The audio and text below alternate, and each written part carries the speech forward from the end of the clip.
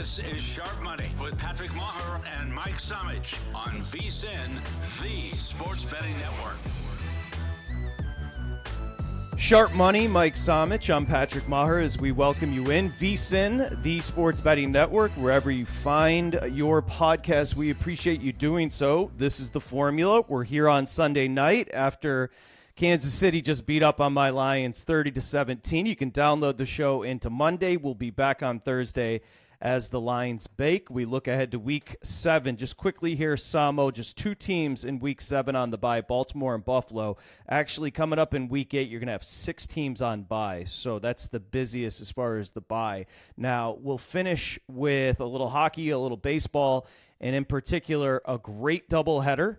On Monday Night Football, you got Buffalo, Atlanta, and Chicago, Washington. But we're going to run the board. Firstly, how are you, Samo? I'm doing good, man. It was a fun weekend, fun Sunday. You mentioned hockey. We had a full slate on Saturday. Got to see every team in action, so got a little takeaway from the hockey side of it. And then baseball, we can commiserate together on this one because both of our teams, the Cubs and the Tigers, go down in Game 5. Yours was a little more bloody than mine. Too soon. That Too was soon. an epic. Well, I'm down here too on baseball, so I thought it was okay if I bring. No, I know. Listen. Tragically ended our seasons there. Yeah, Friday night. That was one of those games where I woke up on Saturday. Did that happen? I mean, it was a great baseball game. I was proud of the Tigers, but Mariners advance. And as we join you on Sunday night, the Mariners with a Raleigh home run win Game 1 ALCS. Let's do this. Let's start with maybe the most unwatchable football game I've ever seen. I caught it second quarter, and that's 2:51. Denver was at the Jets in London at Tottenham Hotspur Stadium. Denver closed 7, 43.5. Denver wins 13-11.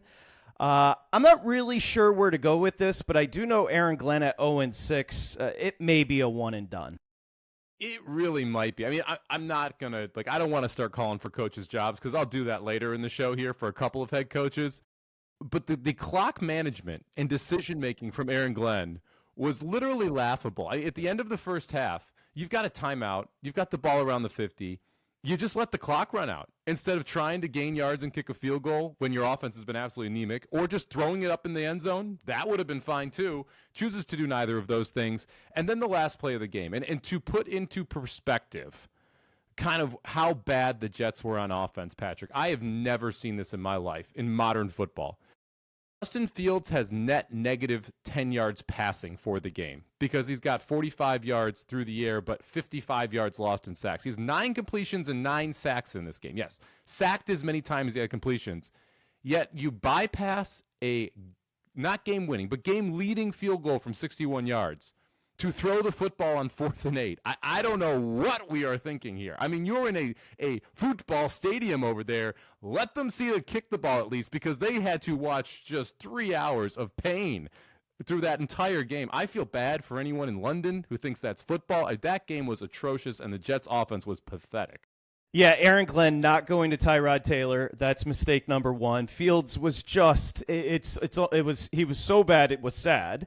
But I'll just say this, because a lot of people thought because Aaron Glenn was coming from Dan Campbell that there was going to be that urgency, that chemistry, that, hey, let's go win this football game. The way he handled the end of the second quarter going into the break was as soft.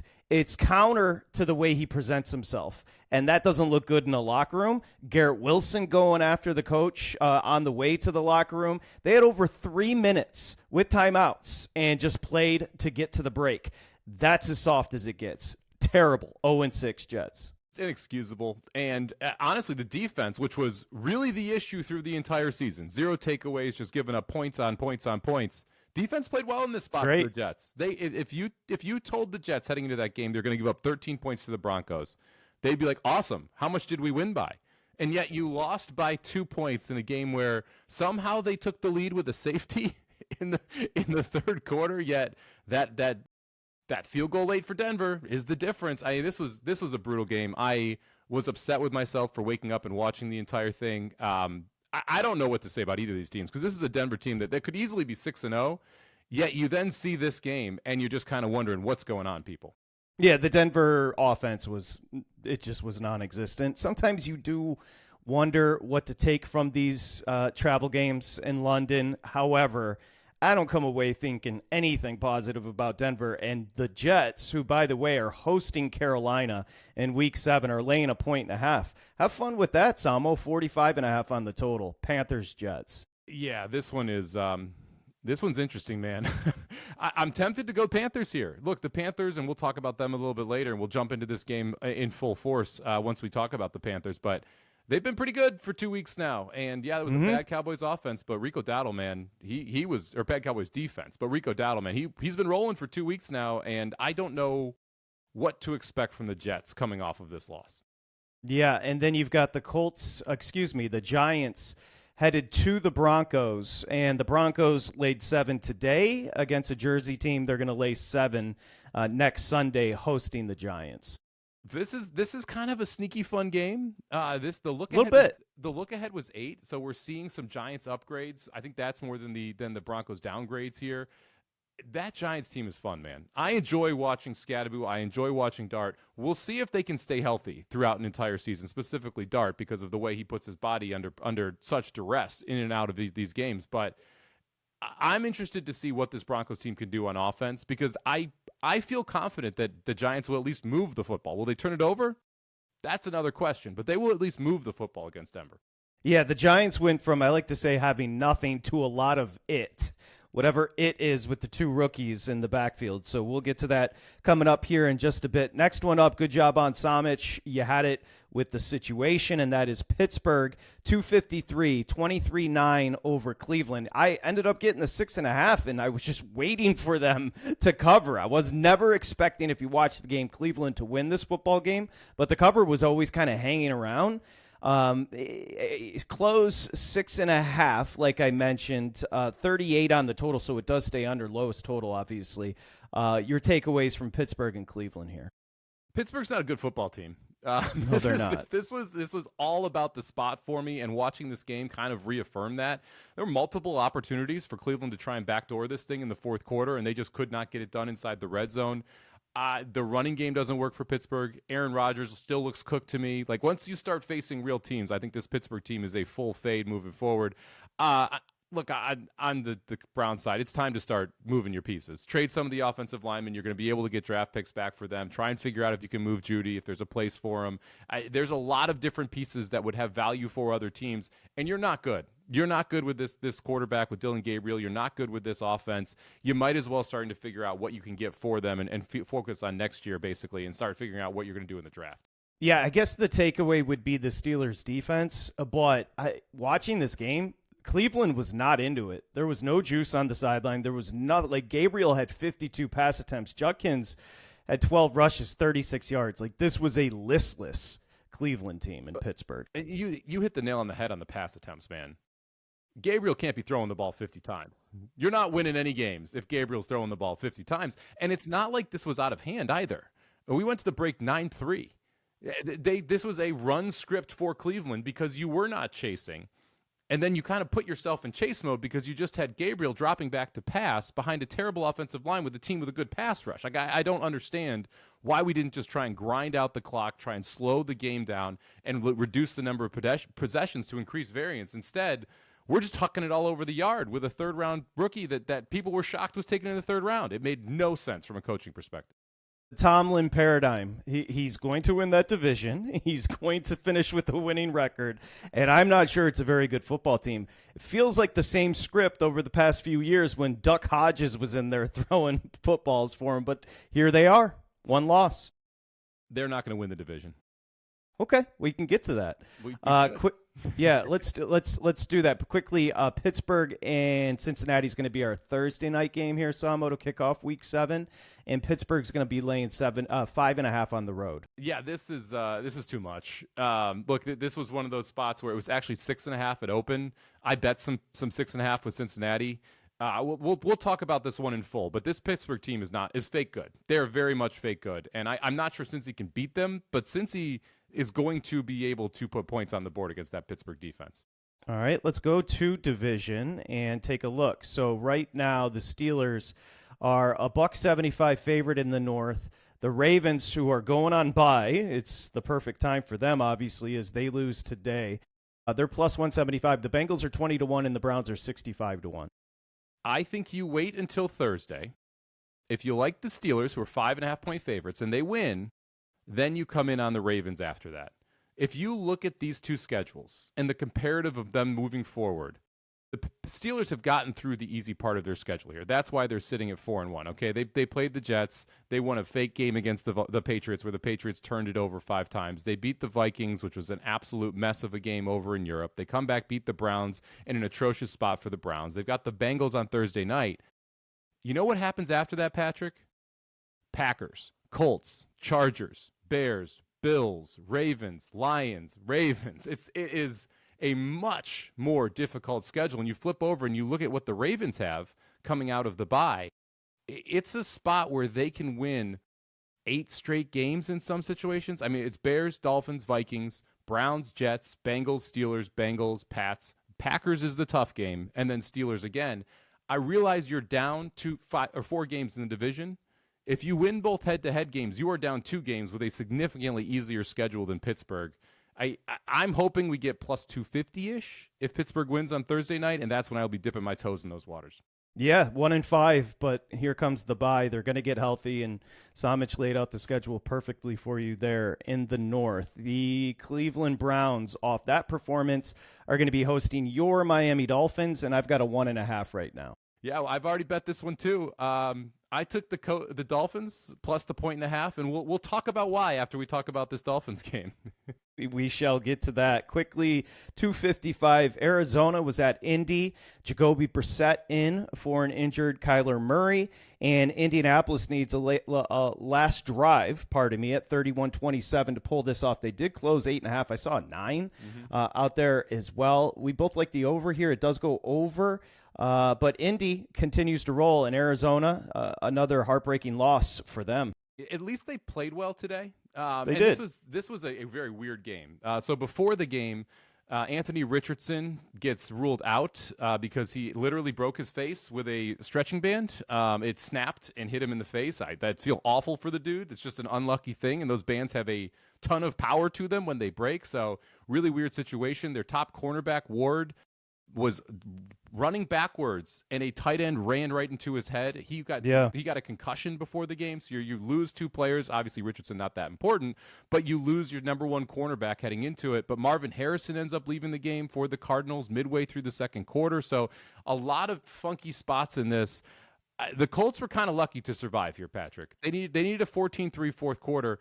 They also got very fortunate a pass interference wasn't called in the end zone because Trey McBride was 100% interfered with. It would have been 1st and goal on the 1 with, I believe, right around a minute left. Had that pass interference been called, you got to think that you're going to get in the end zone from the 1, and then it would have been Indianapolis who would have had to come back down. I thought this was a much better effort from the Cardinals, and they looked – I hate saying this. They looked like a more professional football team with Jacoby Brissett at quarterback. Well, Brissett, he threw for over 320.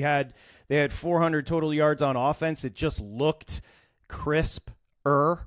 Like you said, they didn't even run the ball, and Brissett was able to navigate.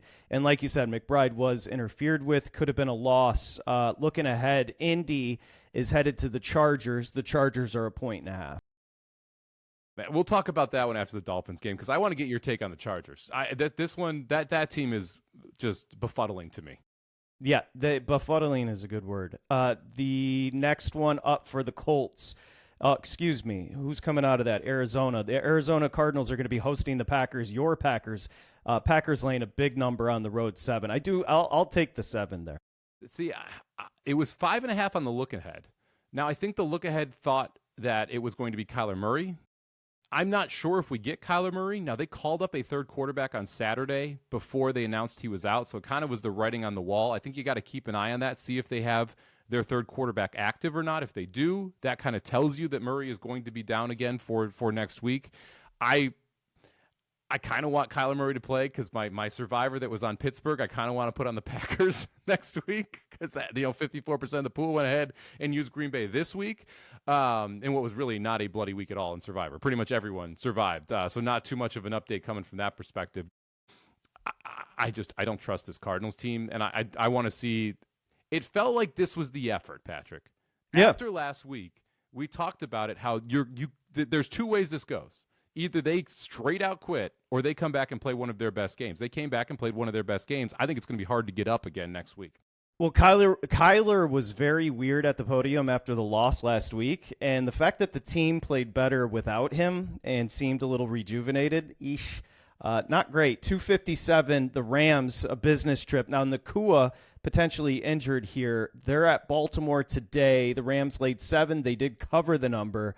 One of the ugliest football games you're ever going to see. It's a 17-3 winner for the Rams. Cooper Rush got pulled in this game. They were booing all over Baltimore. It was gross. It was gross, but you know what? Baltimore won the box score. Like if you go through it, Baltimore had more first downs. They outgained the Rams 296 to 241. Derrick Henry goes for 122 yards. Here's the thing, though.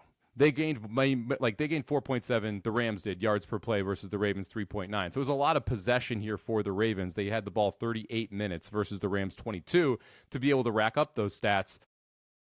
This game swung at the end of the first half when Baltimore had first and goal from the 1 and was not able to get in after back-to-back Mark Andrews tush pushes. They then just turn around and hand it to Derrick Henry, which everyone in the world knew was coming. Yeah. That lack of creativity kept them at the 1-yard line because the Rams were able to stop them. And then we saw the Rams come out and just house them in the third quarter, 14-0, and that was game. If the Ravens had scored there, because the Ravens were playing with passion, it was a proud franchise that had their back against the wall in that first half, and then they just don't have the dudes. That's the problem. In the second half, they just didn't have the dudes. Rams able to get the job done, but this is a Ravens team which got a little healthier today, is going to get a lot healthier over the bye. I'm telling you, this Ravens team is not dead as the way that everyone is saying, oh, they're just done. They're dead. Will they win a Super Bowl? Probably not, because now their road is going to be their path is going to be on the road. They're going to have to go to Kansas City. They're going to have to go to the Chargers. They're going to have to go to Denver. They're going to have to go to the Bills. Like wherever it is, it's going to be on the road, and that makes it a lot more difficult for me to back Lamar and the Ravens in the playoffs. But they're going to win some football games coming out of this bye. Yeah, they go to their bye with a loss, but the bye comes at the perfect time.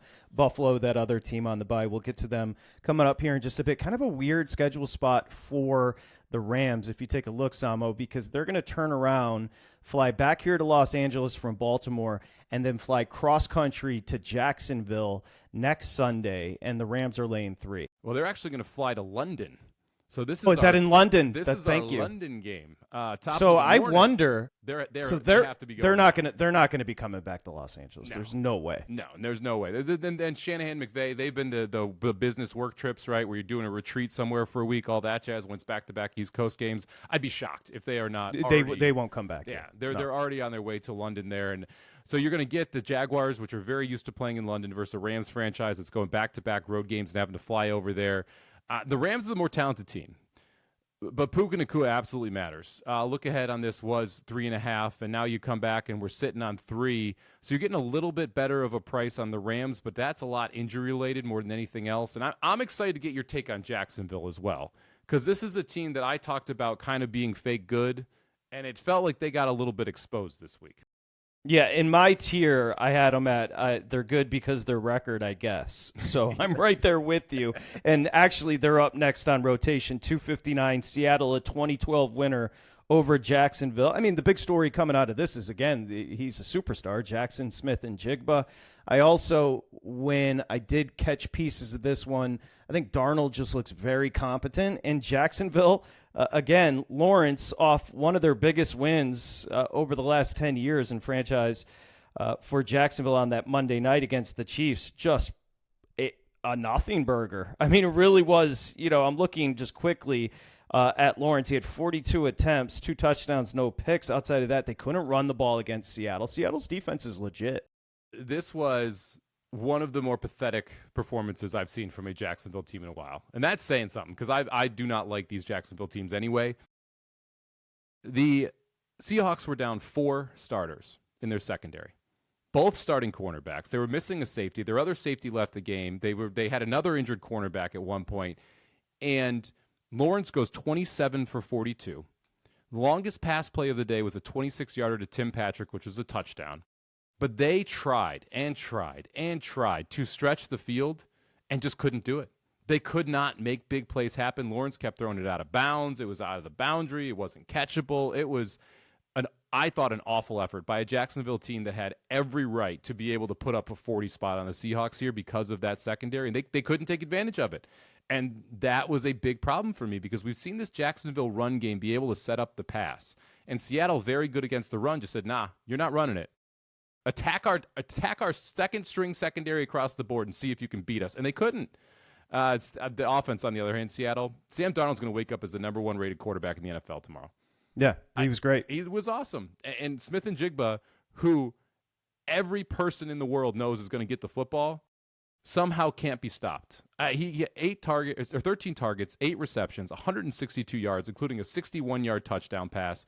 How do you let him get behind you? The other wide receiver is Cooper Kupp, who I think I could beat in a 40 right now. And somehow Jackson Smith and Jigba is getting behind defenses. It's just wildly impressive what those two were able to do. Good win for Seattle, who another team that could be 6-0. Like, Seattle lost 2 games that they could have very easily won and be leading that division. So I thought this was a very impressive performance considering the injuries from the Seahawks. Yeah, we'll get to Baker, but Darnold and Baker battled last week. And you mentioned Kupp. Darnold had a touch pass. I think it was for a touchdown to Kupp that was as pretty as it's like. He is so confident right now. Seattle's legit. That's one thing I would say. And Seattle is going to get Houston next Monday night. It's a good matchup. And Seattle's 3. Yes, I will take Seattle at home, laying the 3 against Houston. Yeah, this was our look-ahead game from the article. Seattle, I believe, was 1.5. The last week on Wednesday, they were 2.5 before the games started today. Now you're seeing a full 3. I still like Seattle at 3. It would be Seattle or pass. I also like the under at 42.5. I think that's just, people seem to forgot that Houston sucks at playing offense. This is a terrible offensive line. It's a good defense. It is a very good defense. That's why I like the under at 42.5 as well as the Seattle -3. This total should close high 39, like high 30s, 39.5, 39 flat, somewhere in that range, especially if Seattle gets their secondary back. But even if they don't, their pass rush will be effective against a bad Houston offensive line. Well, total we liked to go over does 261 Dallas at Carolina. Carolina 30-27. What a weird season for Carolina, which we can touch on. Dallas, the bottom line is this. They're just not giving Dak enough because, I mean, Pickens was great again. Dak with 3 touchdown passes, but every time they needed a stop, they couldn't get one. Dallas. They can't. I mean, Dowdle goes 30 for 183 on the ground. He has 4 catches for 56 through the air.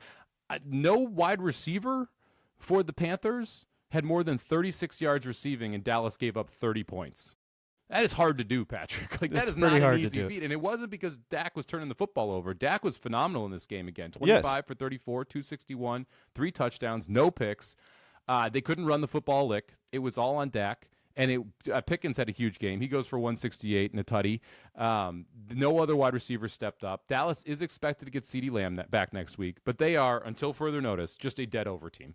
They can't stop anybody, and Dak cooks. That's pretty much a Cowboys game. No, Dak is legitimately playing like an MVP. I'll say this. I looked down, and the Panthers had 410 total yards on offense. Outside of Dowdle, I don't remember 1 yard.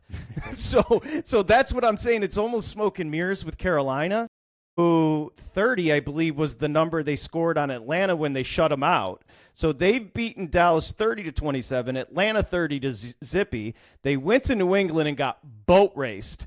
Like, this is a very Jekyll and Hyde, not a very good football team, but competitive. They won last week at Miami when they were in a 17-0 hole. Like, that's right. What? Like, how did you get in that hole to Miami, and B, how'd you get out of it with this offense? So this is. I'm gonna put them in the frisky category. They are frisky against bad teams. Very.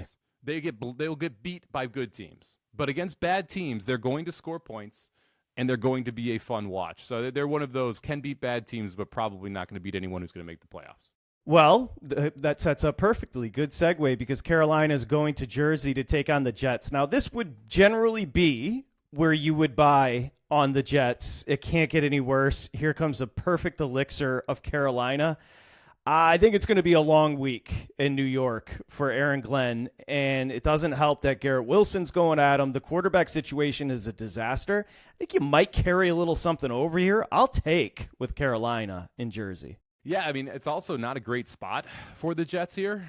They have to travel across the pond and play the week after playing in Europe, where Carolina gets to play at home and then just fly up to New York like a regular road week.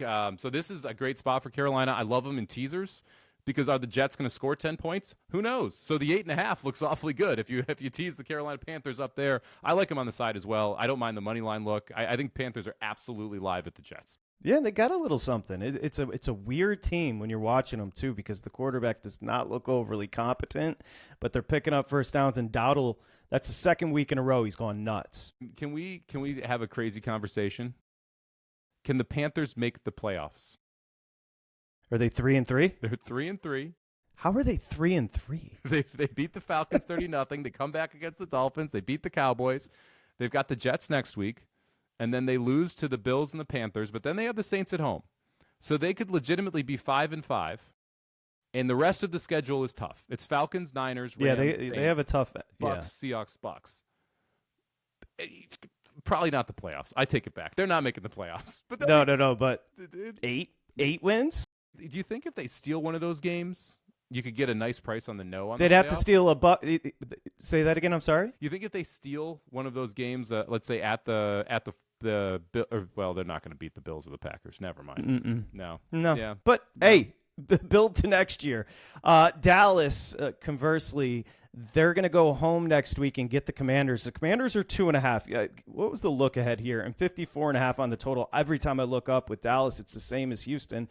One we go under, the other we go over. What was the look ahead with Washington 2.5 at Dallas? It was Washington 2.5 at Dallas, but the total was 52.5. So the market did adjust the Cowboys total up two full points here. I love Krosky Merritt rushing props. If Dowdle's going nuts against this right? defense, like give me some Krosky Merritt action here. All right, 263, the Chargers.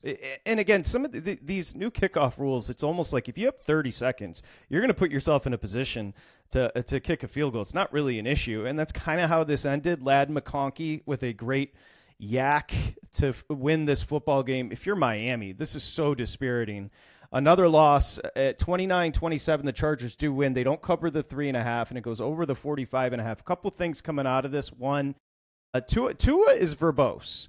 And after the game, Tua just started talking about how he's not happy with his teammates in mandatory meetings amongst teammates. Then McDaniel came out and said, well, everybody's good as far as I'm concerned, just not great in Miami. No, it's not. And there were rumors of this before the season started. That yes, they already lost the locker room. Players were showing up late to meetings.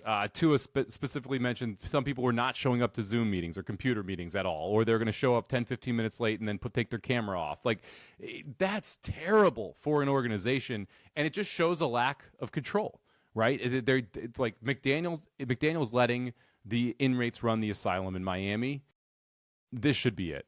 It really should, Patrick. Like, after last week in that comeback by Carolina, then this week you're able to take the lead late and you give up. Like, Phillips had Herbert wrapped up. Oh, it was a great play by Herbert. And does not get him to the ground.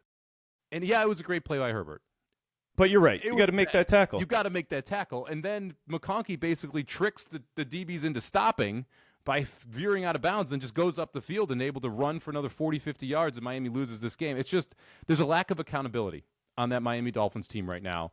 And I think Monday is Daniel's pink slip. I'm sure the snitching by the quarterback will go over well in the locker room with the vets as well. Just not good.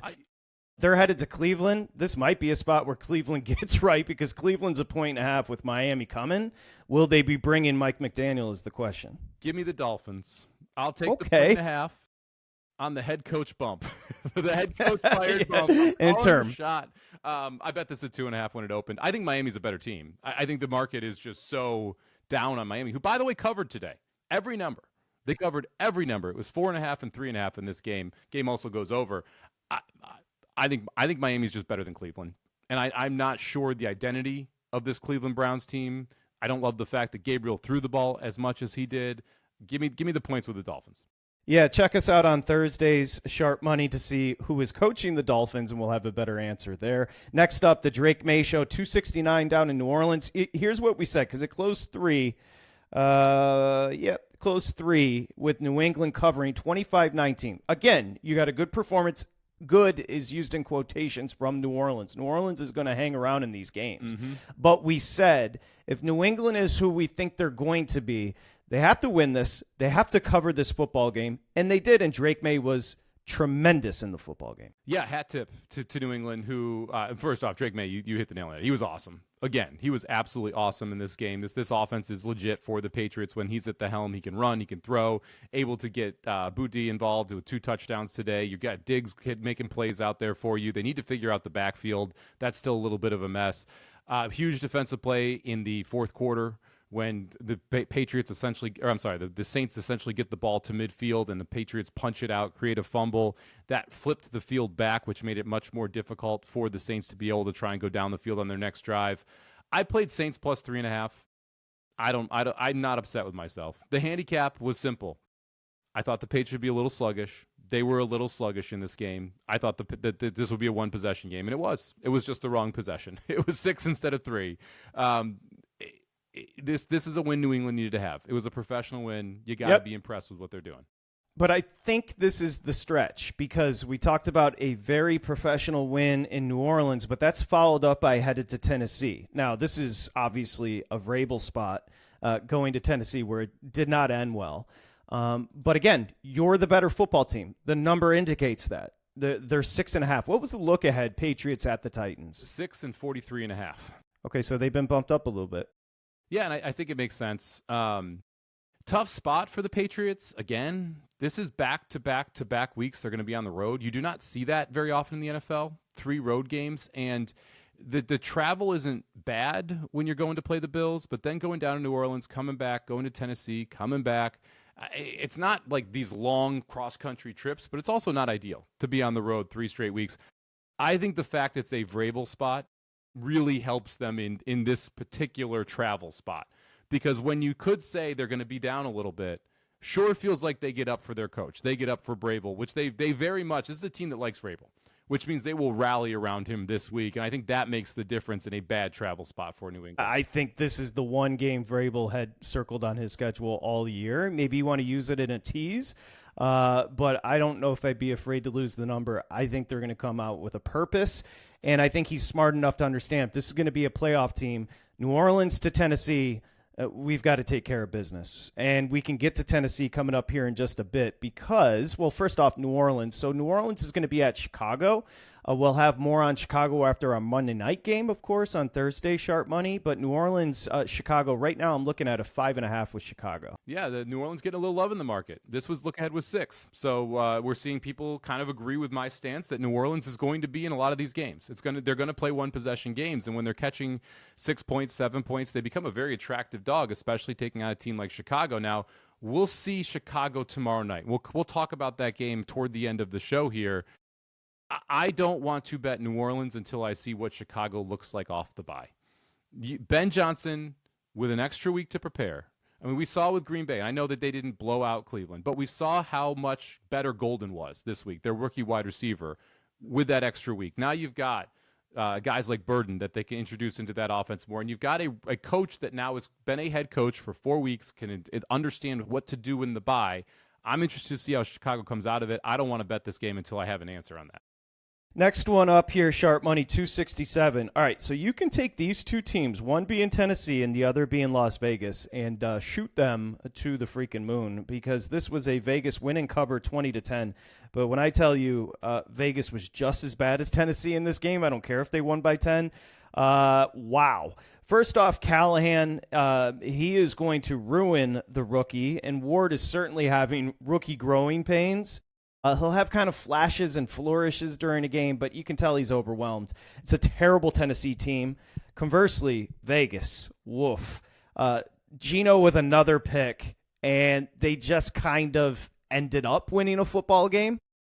Yeah, look, the Raiders defense dominated. 6 sacks, 2 picks, 2 fumble recoveries, 1 pick. They set up the offense for a 3-play, 2-yard drive in the first half. That's how they were up 10-0 at the half. Turnover. The defense got a strip sack fumble at the 2. Without that, this would have been a 13-10 game. And that is pretty fitting to what I actually thought we saw on the field. I mean, if it were not for this terrible Titans offensive line, the Raiders defense, this was a close game. Total yards in the game, 226 for the Raiders, 225 for the Titans. Titans also lost Calvin Ridley at the start of this game. Now, the Raiders didn't have Brock Bowers. You can really see how much he matters to this offense. Yeah. But we came into the season saying, hey, don't worry. There's an adult in the room at head coach, and you've got a professional quarterback.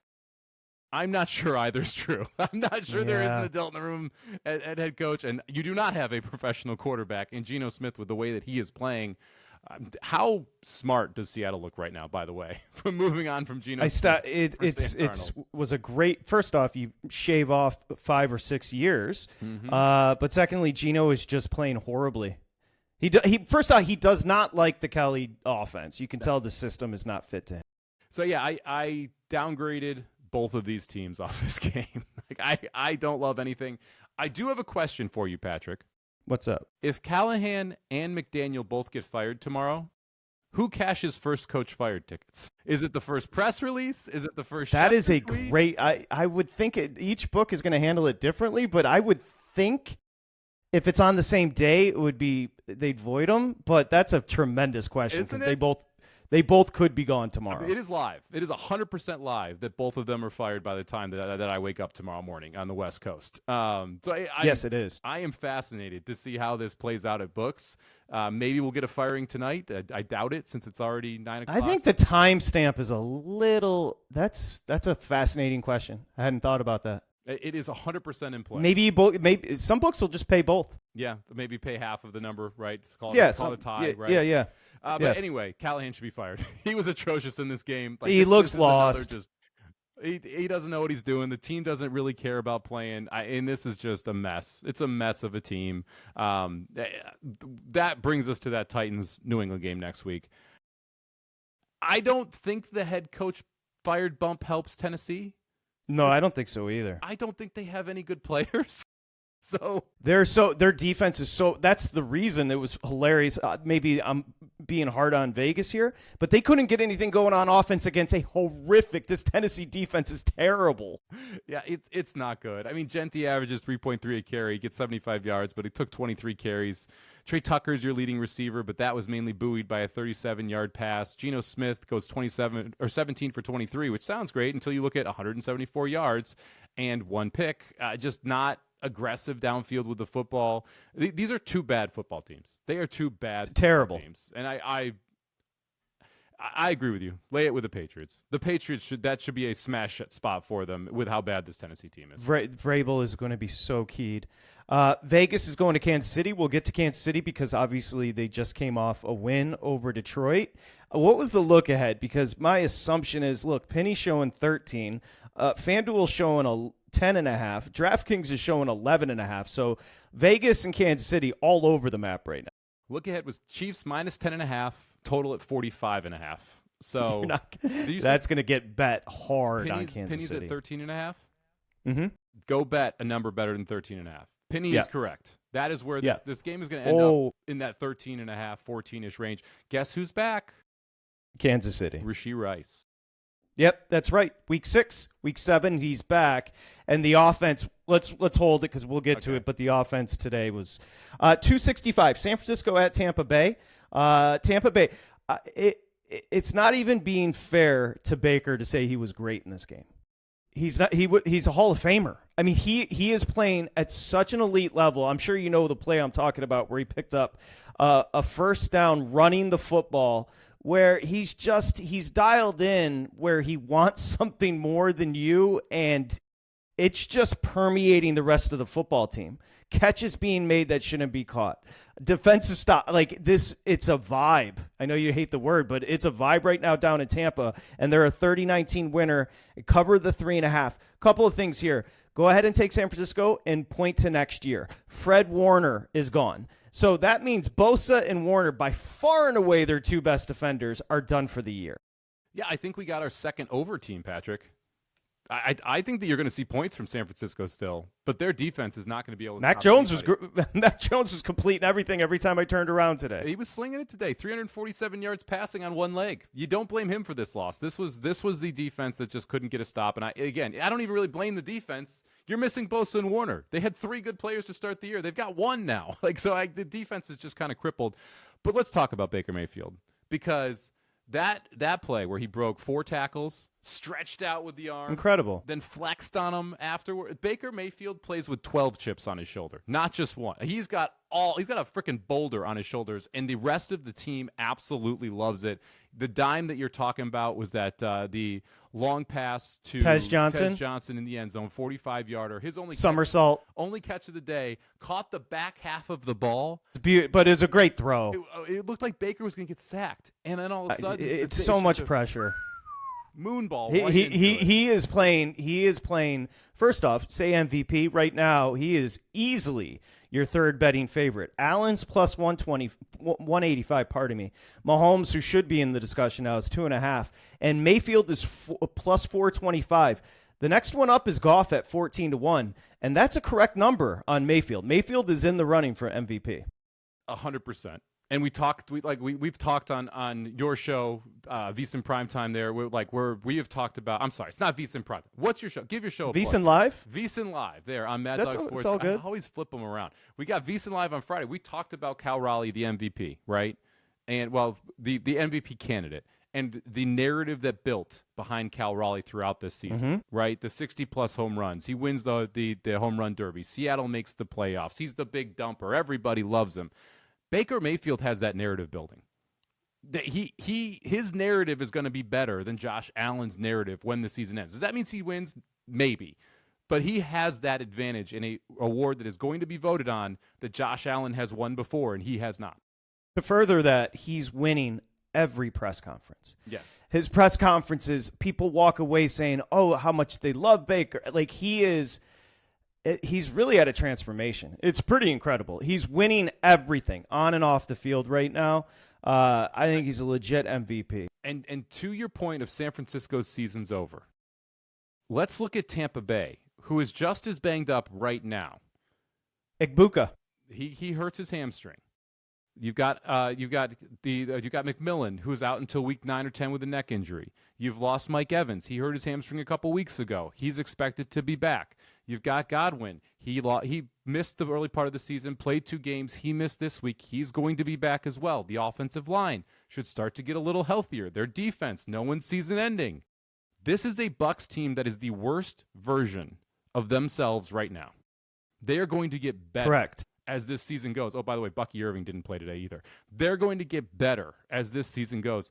They're 18-1 to win the Super Bowl. It ain't crazy, and they're going to make the playoffs. I do not mind that number on the Bucs at all. Irving didn't play today, and I'm just taking a look because it felt like, they ran for 104 yards. Mm-hmm. So it was White, it was Tucker, it was Baker. It's a team, man. It's pretty fascinating, and it is sad, and we'll take a look. Atlanta's headed to San Francisco. San Francisco's 3.5. Now, we'll find out more about Atlanta when you download this tonight in Monday night against Buffalo hosting them. But again, Shanahan's done a hell of a job. No Fred Warner and no Bosa, and essentially been playing without his wide receivers all year. And without Purdy, obviously, but the season's over. I mean, you can't continue with this type of hit. It's brutal. It's brutal for a Niners team that's 4-2 and leading the division, and now you have to face these defensive injuries. Look ahead for this game with San Francisco minus 4.5, total at 45.5. You can get one rogue 3.5 on Atlanta in the market.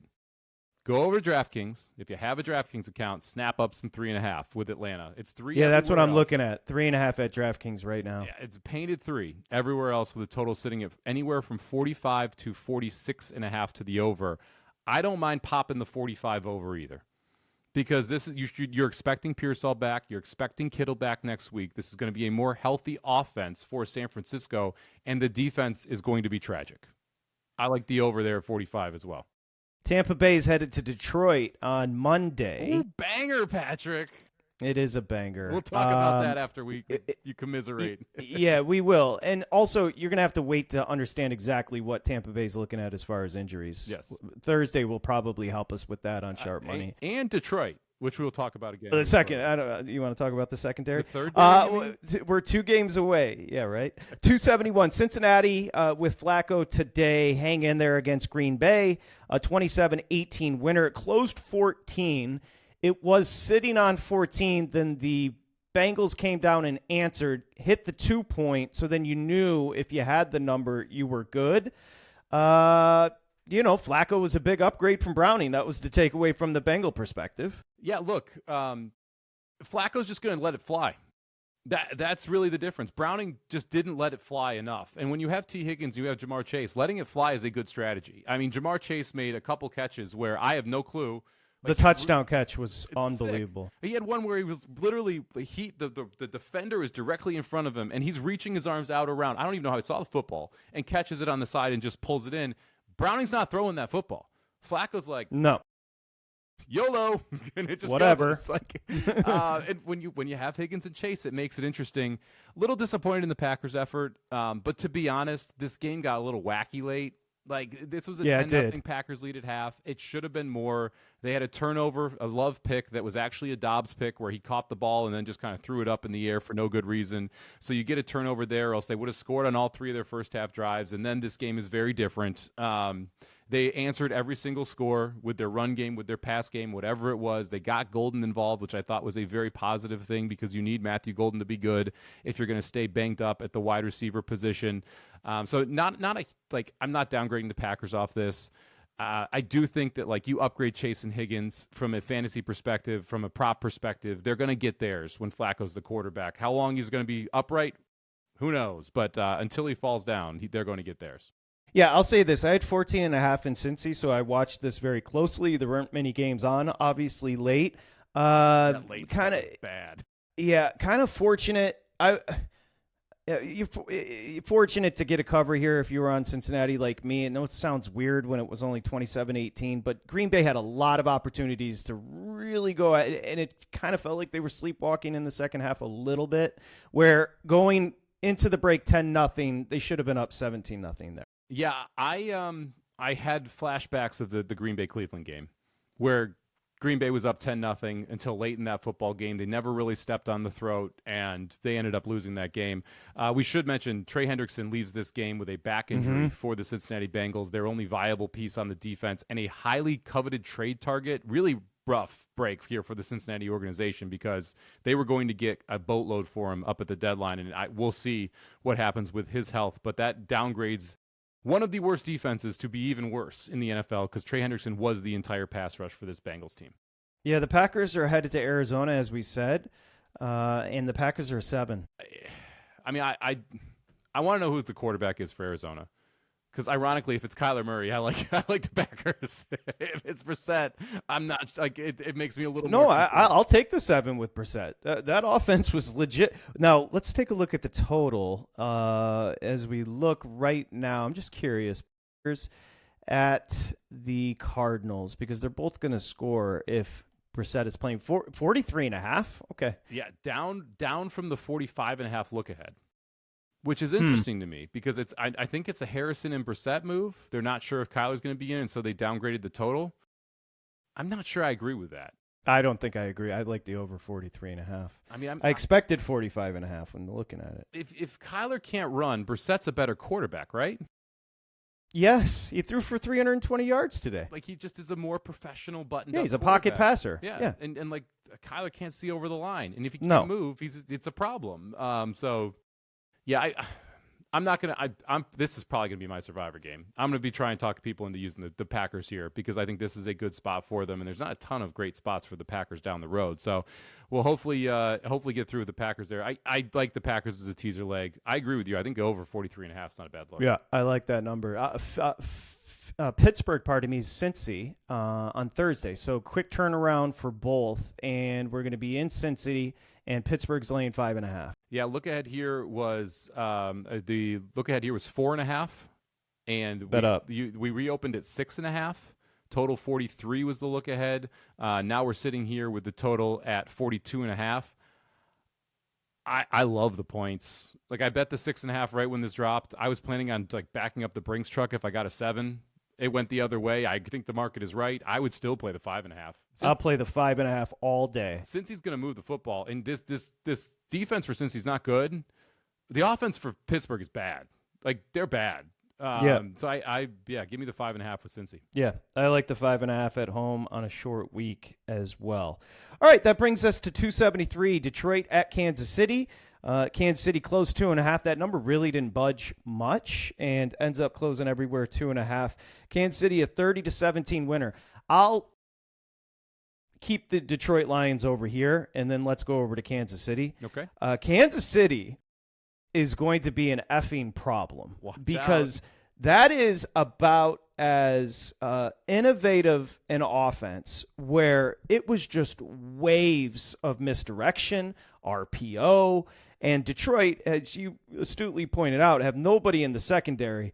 But I don't know if they were healthy, if it would have mattered. They were mixing it up, and you can just tell what Worthy does for Mahomes and then also for the running backs. They're now running the football. They're getting 4-5 yards a chunk. Hunt's all of a sudden popping. Pacheco's popping. This Kansas City team, this is a better version when Rice comes back than what we saw in the Super Bowl last year. 100%. This is Pacheco is the Undertaker meme right now. Because all of a sudden he's just rising from the dead. It's like, wait a second, you're running angry again. You're high-kneeing it. You're running for over 10 yards every game. What's going on here? And so, like, if that's the Isaiah Pacheco that gets better as the season goes along, that's going to be a problem for people because let's remember how good Rashee Rice is. I don't think everyone remembers how good Rashee Rice is. Tremendous. He's wide receiver 1 for them. Easy. He was, talked as a top 10 NFL wide receiver starting last year. People thought he was going to go off, and he gets hurt early in the season. We don't get to see him. He came on his rookie year and looked great. Now you have Worthy, who is the 2. You didn't have a 2 when he was awesome. You didn't have a 2 last year at the start because Worthy was a rookie. It sure seems like they hit on back-to-back wide receivers and that this is going to be the start of the next real Chiefs rush on the offensive side. And they're using Worthy so creatively, and which will be even more accentuated when Rice comes back. And the run game gets better. Kelsey had over close to 90 yards receiving tonight. Hey, we need 4 yards on third down. Just go squat. That's all they need him to do at this point. You know what he reminds me of? Like the 50-year-old dude at the park playing pickup basketball. Yeah. A bunch of 18-year-old guys. Where he's just like, I got a jump hook and you can't block it. On the other side, the first drive of the game, if you're a Detroit Lions fan, you knew that there was something weird happening when Goff under center, he splits out, Montgomery takes but Goff never settles. He scores, it's called back, they have to kick a field goal.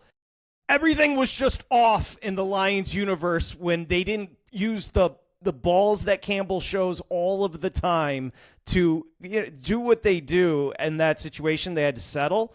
And then, to be honest with you, I'm really not going to take much away from them because I was that impressed with Kansas City.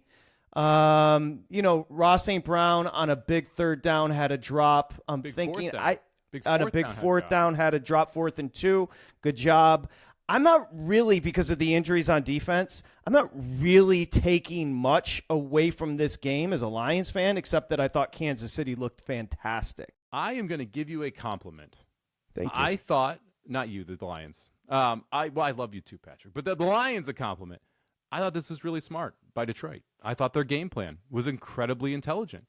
I mentioned this on Ready, Set, Bet. If you're the Lions, you take the football. Because you then want to keep Mahomes. You need a lead because you do not want to be chasing in this game. The game state had to be Detroit in the lead because of your secondary injuries. You need to run the rock. 10-minute drive to start this game. That was beautiful. That was exactly what they wanted. You're limiting the possessions. You're keeping Mahomes on the sideline. Your biggest weakness is a secondary, which is missing their top 4 cornerbacks going back to August. You need to keep him on the sideline and run the football. They did just that. They just couldn't get in at the goal line. But you see my point about almost like the karma of not scoring the 6 there and settling for the 3 after they had done everything that you just talked about perfectly. These long drives where it's just so innovative. 2 innovative offenses as well. Yeah. I interrupted you. Go ahead. I thought Detroit was great. I do. Yeah, I don't have any problems with them coming out of this. It's important to me that with the new OC, they can still properly do the right thing because they are so versatile. They can run the football, they can throw the football. They can beat you in multiple ways. And Goff was great. But so the fact that they came out and understood what they needed to do, I think, is a positive for Detroit. I agree. And they're just simply short. They were undermanned. Look, this defense needs to get healthy. I feel like a broken record. It's like last year. The Detroit defense never got fully healthy after the injuries started. They need to get back to fully healthy. They need to get their secondary back. Yeah, the big takeaway is Kansas City's going to be a freaking problem. They are going to be very good at football. Again, just don't be. If you're sick of them, maybe take a couple months off. New wrinkles on offense, like they were just good call by you saying that they were so creative with Worthy. Well, Worthy doesn't have to play wide receiver 1 next week. He gets to just be the gadget dude. So you're going to see him just running everywhere. He's going to get rush attempts. You're going to see double reverses. It's going to be wild what they can do with Worthy because now Rice is the guy who was out there catching the 8-yard out and moving the chains and threatening. He is the one who takes over the wide receiver 1 role so Worthy can be that true gadget dude, and then he can be in the slot. And then he can be in the backfield. You can move him all over because you've got Rice. I think it's going to be fascinating to watch. I was blown away by the diversity and the orchestration from Mahomes. Just to note, he's pretty good. Yeah. He is so in control. It's unbelievable. And just running the football, he's their leading rusher. He had over 30 again tonight. Picking up big first downs when needed. I'm not down on Detroit coming out of this. I'm higher on Kansas City. They ran the option, Patrick. And everything was RPO. It was crazy. I know. And then he flexed into the end zone. I know. They've got Kansas City. Kansas City's got Vegas. We talked about that. If you can get anything sub 13, I would lay it. I mean, you're not. It's 11.5 at DraftKings right now. You're not wrong. How are the Raiders? Like, that team that I just saw today against Detroit, and I think Detroit is very good. How are the Raiders going to stay within 11.5 here? You know, the funny thing is the Raiders always seem to play the Chiefs. They play great in Kansas City. No idea why. No clue. Crosby will be hyped up. He loves playing against Patrick Mahomes. I don't know how the offense moves the football for the Raiders. I don't see Genty being able to run, and then it's all on Geno Smith, and I don't see it ending well for them. We talked about the Pinnacle line, which is a sharp line, specifically for offshore books. Pinnacle, generally a very sharp line, similar to kind of what the Circa versus DraftKings feel is here in the U.S. Yeah, they're 13. If they're hanging 13, that's the better number than the 10. Yeah, that's the number. Yeah. So I would lay anything under. I'll say lay anything under 12.5. 12 or better, I'd be taking Kansas City right now. I would agree. And then Tampa Bay is going to be Monday night at Detroit. It's a great game. 5.5 is the number, but I can't do anything with that. Injuries on both sides until we find out on Sharp Money on Thursday. Yeah, we got to find out if we get any receivers back at all for this Tampa Bay team, and we got to find out about that secondary. Because if it's the secondary's back and the receivers aren't, that's a problem. If it's receivers are back and the secondary isn't, that's a problem for the other side. So I don't want to bet this until I have more idea of who's going to actually play the game. It's time for Monday night here, Sharp Money. Remember, VSiN, the Sports Betting Network, wherever you get your podcast. Thank you for downloading the program. Buffalo 275 is at Atlanta. Atlanta's getting love. Yeah, they are. Atlanta's getting a lot of love because I'm seeing a lot of 3.5s pop up on the board here. Well, when you're cooking up a formula here of how to beat the Buffalo Bills, Patrick, you know what it is? Run the ball, run the ball, run the ball, play action. You know what Atlanta can do?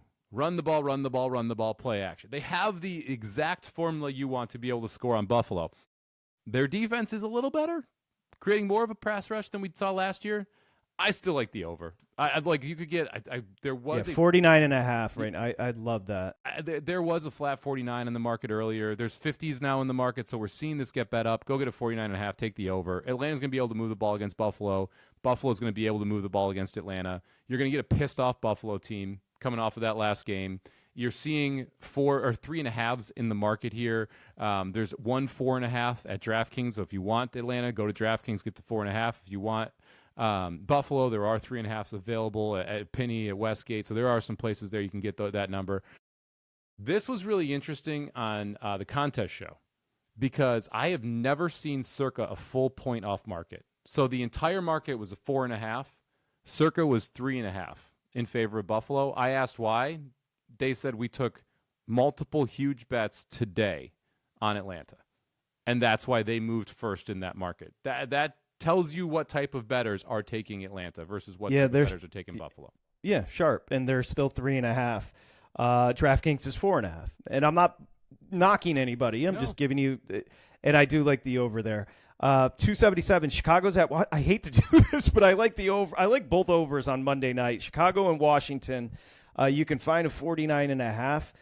And Washington's 5.5 on the game.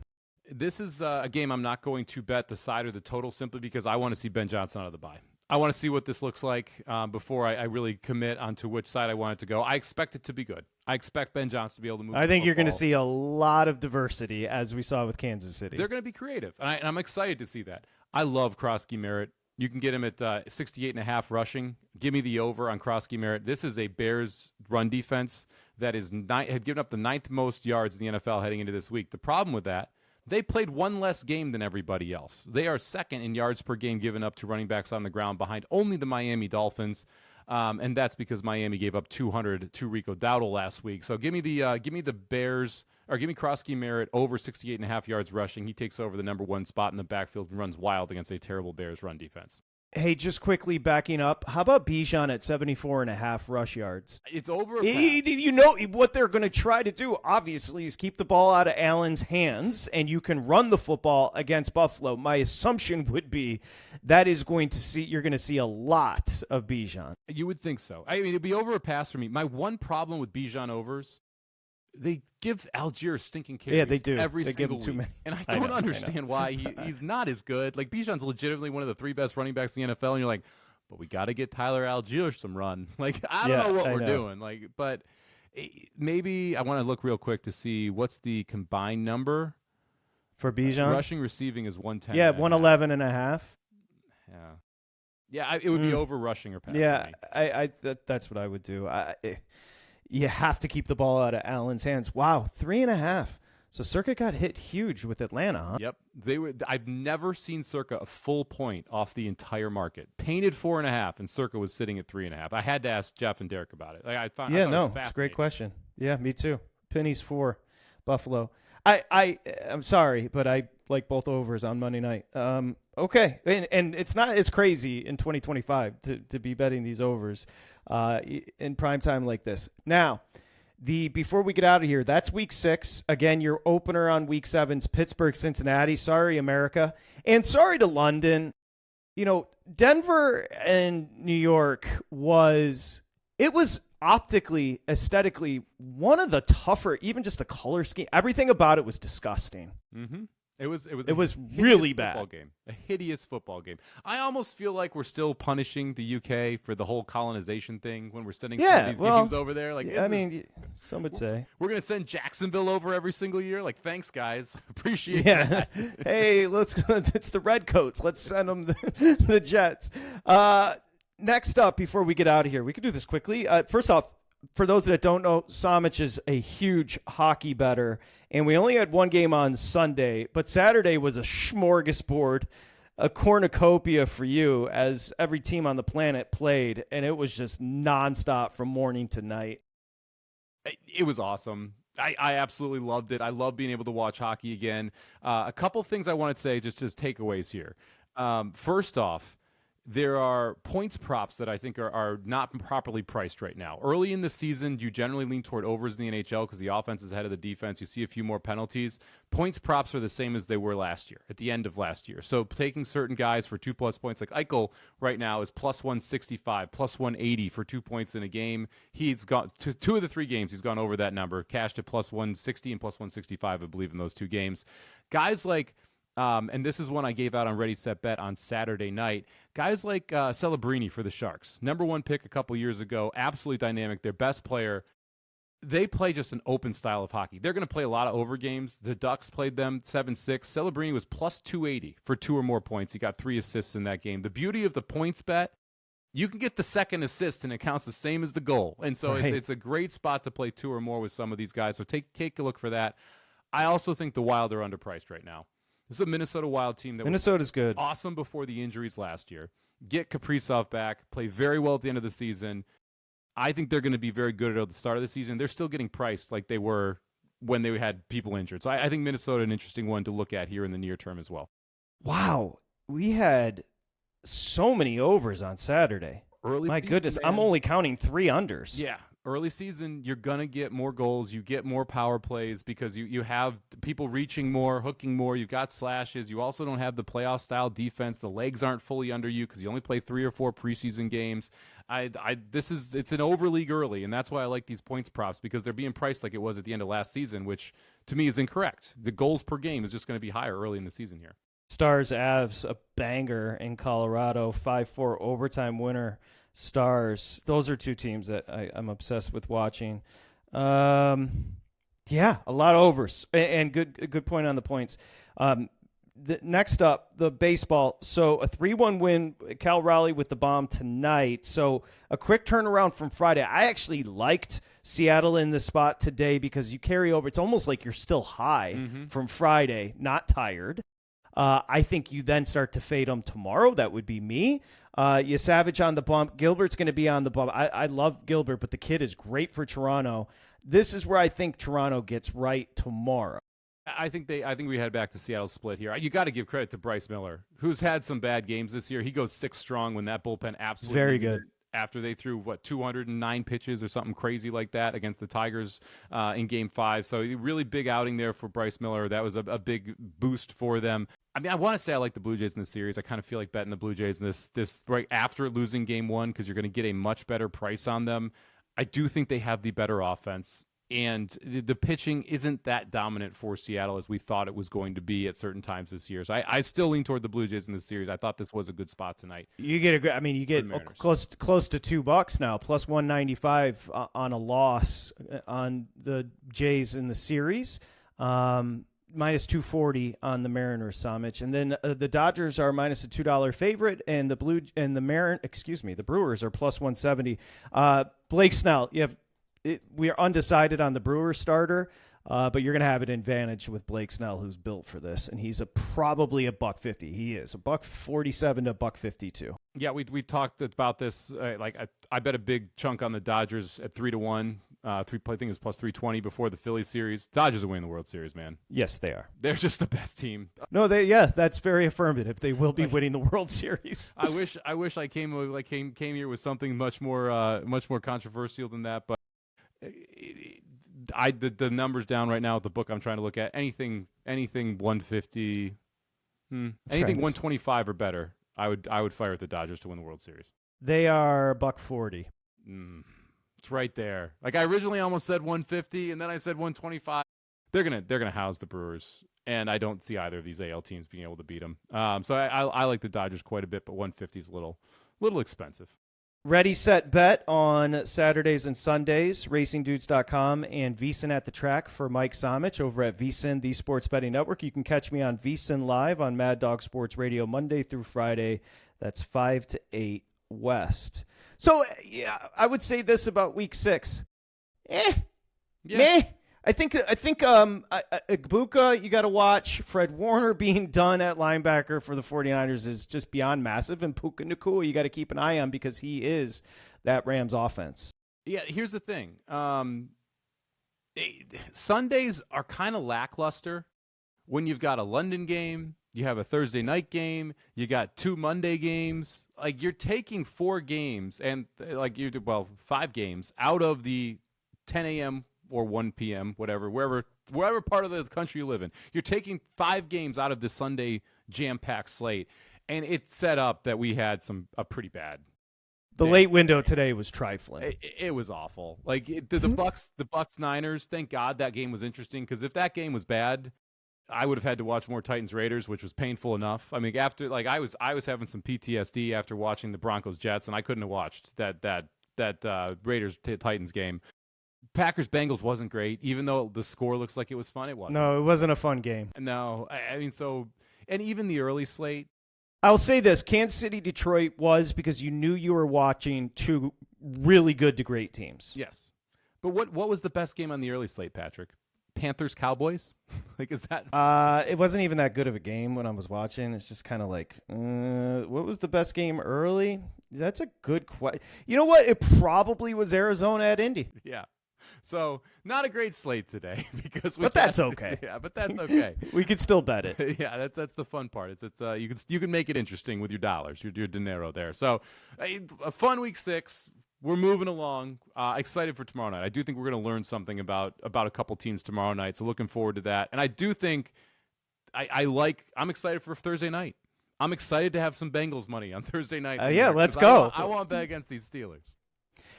Monday, 2 great matchups. We'll be here on Thursday for you, wherever you get your podcast. It's Sharp Money. Thanks, Samo. You got it, Patrick. We'll catch you Okay, on Thursday. we'll see you next time.